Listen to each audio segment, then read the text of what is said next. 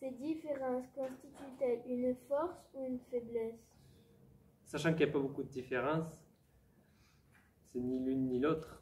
C'est qu'on est plus ou moins pareil, qu'au final, il n'y a pas vraiment de différence.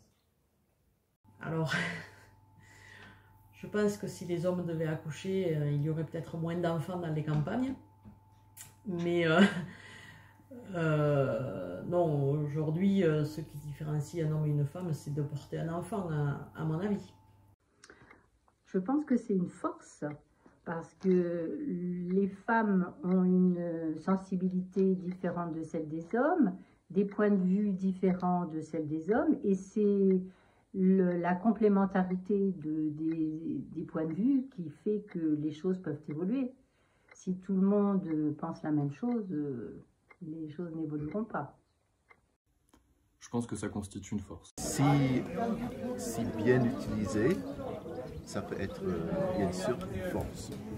Je vois pas trop de différence, alors je ne peux pas voir ni faiblesse ni force.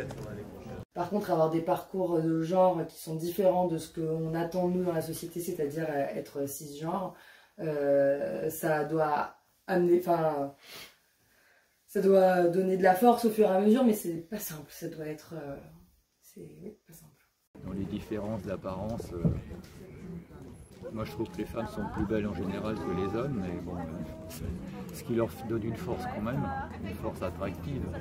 Et ça c'est pour l'aspect physique, hein. Pour l'aspect intellectuel, il n'y a pas de différence. Je dirais pas forcément une force ni une faiblesse, je pense que c'est vraiment un équilibre à trouver et qu'on trouvera aussi des femmes qui sont très très fortes, comme on peut le voir dans certains sports notamment. Et pareil, il y a des garçons qui sont très intelligents, donc finalement on se retrouve. C'est l'idée en fait de trouver un équilibre, une harmonie dans tout ça, mais tout ça, ça se travaille et il ne faut pas rester bloqué justement sur les stéréotypes qui font que... Pour moi, les différences, c'est souvent une force, mais il faut accepter la différence des autres. Ça dépend de la manière dont elles sont exploitées. Une force. Elles vont causer une force aux deux parce que les deux ont besoin de se compléter justement pour créer la vie et qu'il y ait une continuité. Et les deux peuvent s'aider entre eux. C'est plus une force d'avoir un point de vue différent et de sexe différent. Une faiblesse parce que je pense qu'un monde idéal est un monde où la différence est dans l'individu et pas dans le genre. Merci.